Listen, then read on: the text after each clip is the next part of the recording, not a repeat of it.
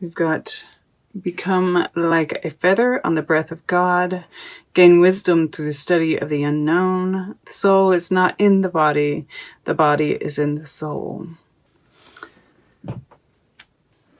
So that's telling me this is a very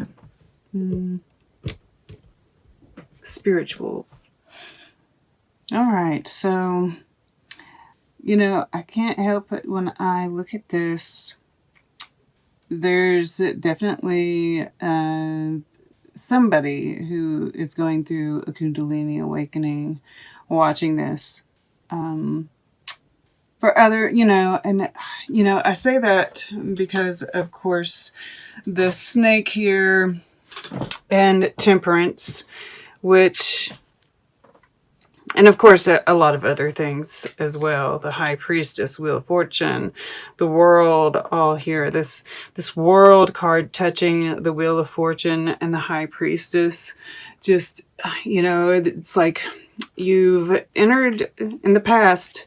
I'm kind of seeing this as for those that resonate with the Kundalini awakening, that awakening. This could be an awakening of any sort, though. I do get the Kundalini awakening just because of the snake more than anything. But yeah, I'm starting to realize, and because of Ujit here at the bottom, right? She is about the Kundalini awakening. But it doesn't have to be, right? This can be any kind of spiritual awakening, because there are all kinds of different kinds of awakenings. And I feel I'm getting the sense more and more that though a Kundalini awakening is extremely physical and it's a very specific type of physical transformation, that, there are all kinds of different awakenings that do involve,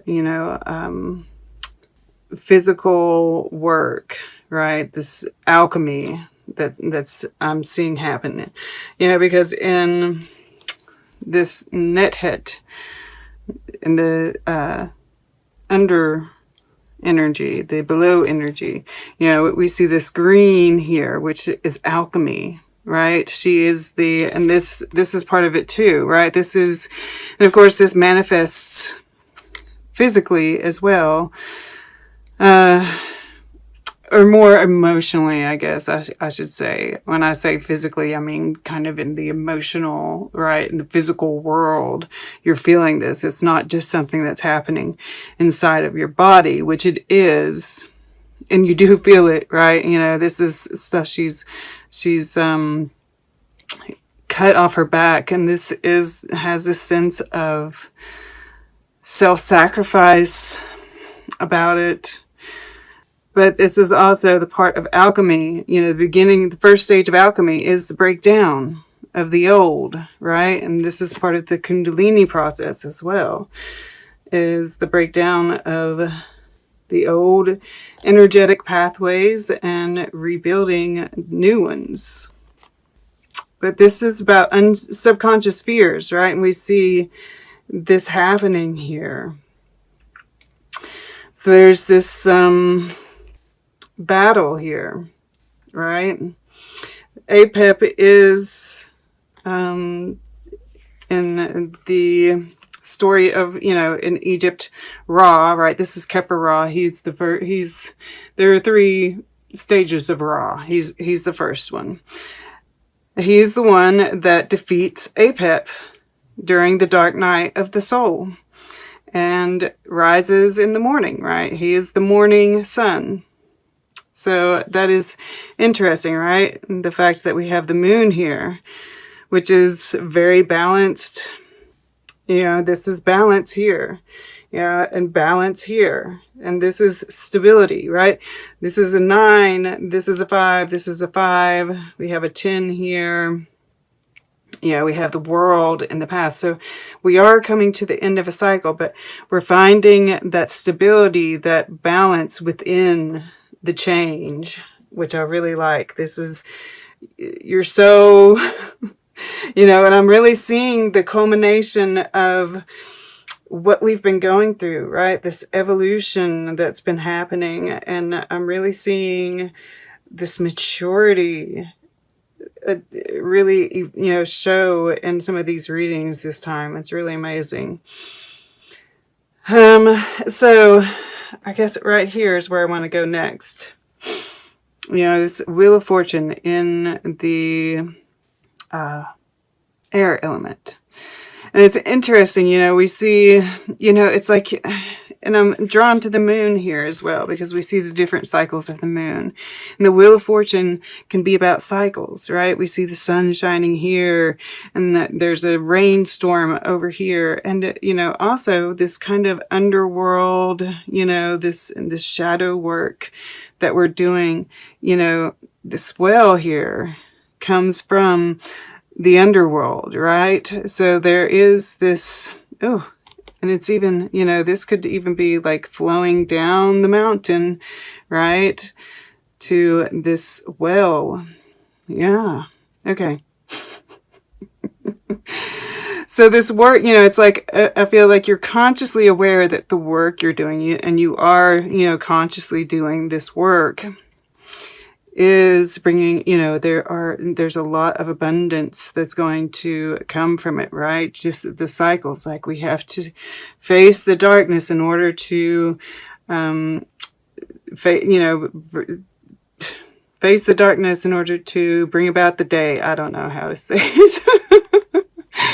But, you know, and we see, like, you know, I feel like this is this sun being reflected here in this pool. And, you know, we see these people, right? Reflections of the past, right? This, once again, I feel like you're consciously looking at your past, right? The cycles, and breaking them, right? Breaking free of karmic cycles, paying attention to just the cycles in life, you know, whatever they may be, whether this is like, you know, the moon cycle itself, or just, you know, signs that you get, right? Feelings that you get, because we see a lot of water here. And, you know, the High Priestess is here as well, you know, right below. And this is, you know, we see this rainbow here, which we don't often see with the High Priestess. And she's in this line of, with Temperance. And I love that we see this heart, because I do feel like, you know, this is the heart chakra work.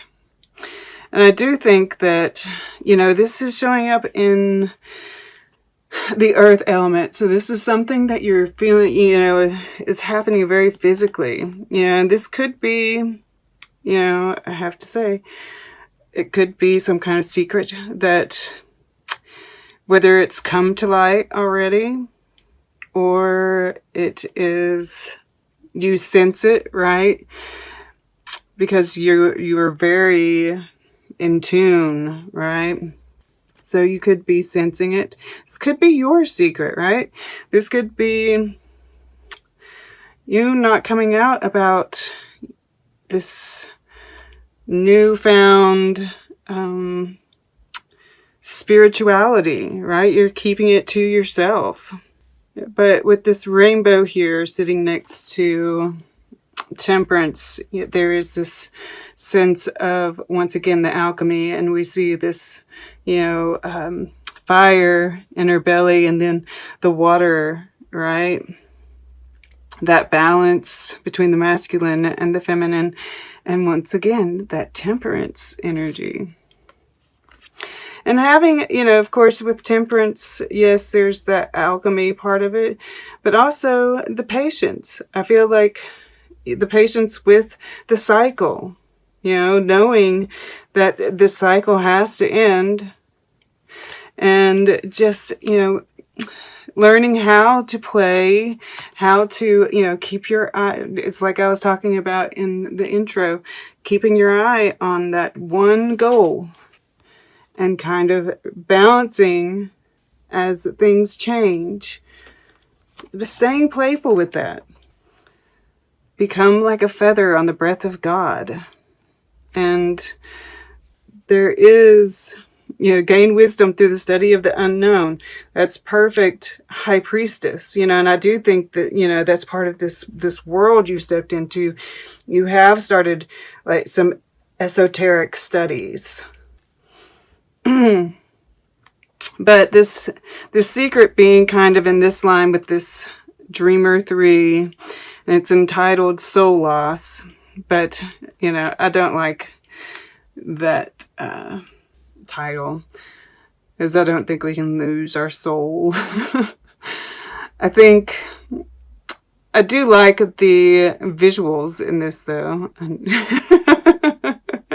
I do, because I think, part of healing the heart, when our heart gets torn out, right, when we experience heartbreak, that feeling of emptiness is a part of the healing, right? We have to open up that space. If we don't feel that, then it's not open, right? That emptiness is kind of proof that we have an open heart.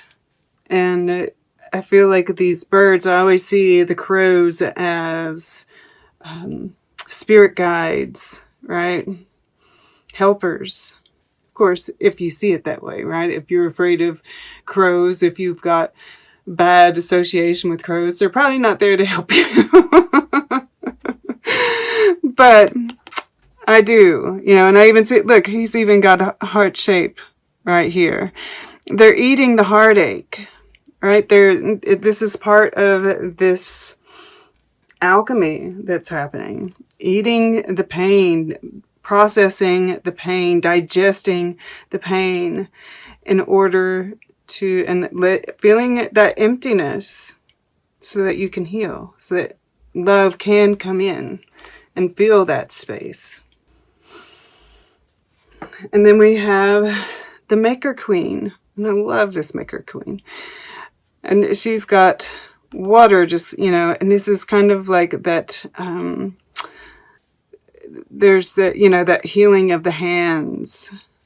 Also, she's right across the way here from the High Priestess. The High Priestess has this rainbow moving between her hands. Once again, that healing energy. And also, I touch these cards a lot in order to receive messages, right? Our hands are very much tools for psychic energy. That's, I guess, what I'm trying to say. Mercury, guys. And that's another thing. Mercury is retrograde in Scorpio, right? There are going to be a lot of memories surfacing for us to heal. So this could very well be a part of that. But, there's just this joy that emanates from this Maker Queen. I love, this afro hair with all the flowers in it. It's just, whenever I see an afro in any of these cards, even here, right?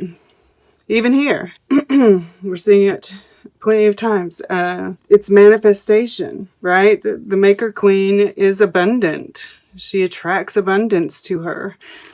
And this is that play, that playful energy.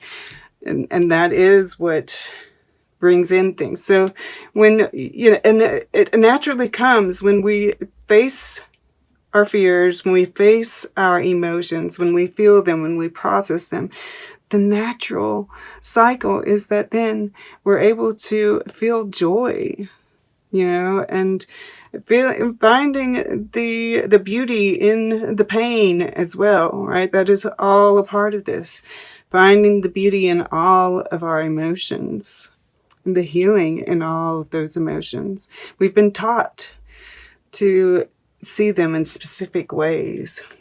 And the grounding, of course, getting out in nature, grounding, always helps with the healing process. But, as I was talking about that, this Dancer 10 is in the future position. And of course, this is about others as well. But yeah, I'm just seeing all the rainbow once again. And the rainbow of our emotions. And the appreciation of all of those emotions. Right? We see a lot of water.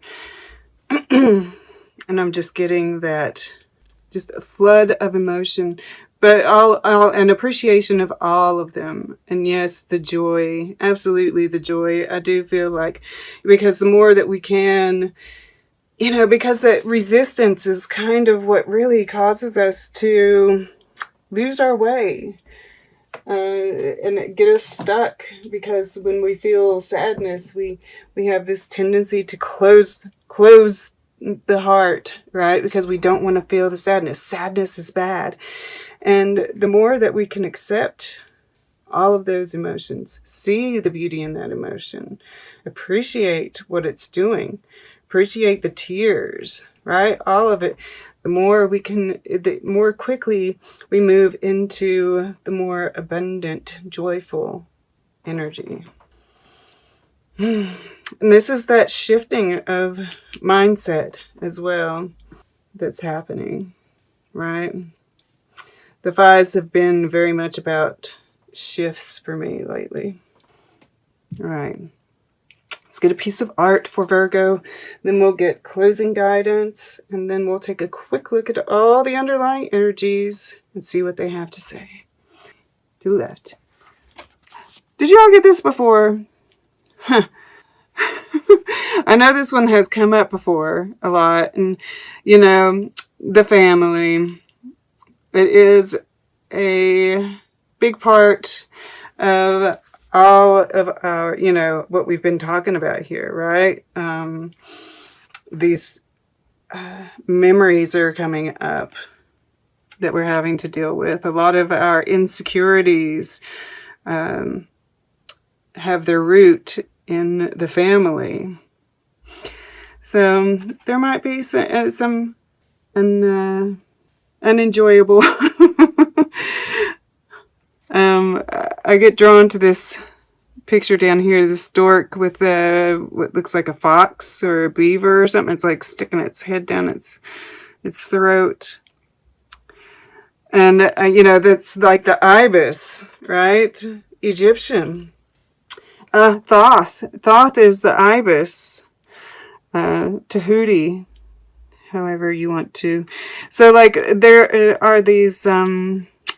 yeah, and I don't know what this is, but it's some kind of battle too. And I'm just getting like, you know, a lot of the stuff, you could even go back to Greek mythology, you know, myths, and just all that gets played out, right? It's all about family. But then I'm drawn to the rose here and the water, right? That by exploring this, there's that healing. Or this could be a tulip. I'm not sure what it is. Oh, it does look more like a tulip, actually. At any rate, a flower. Which is innocence. Right? That open window, by letting in the light, by shining a light on it, looking at it, there is healing. And then, of course, I always like to do this. And we see this, you know, I feel like right now what I'm seeing is that path forward, right? And there's going to be all these little things that show up in the way, these little challenges that we just have to keep the focus forward.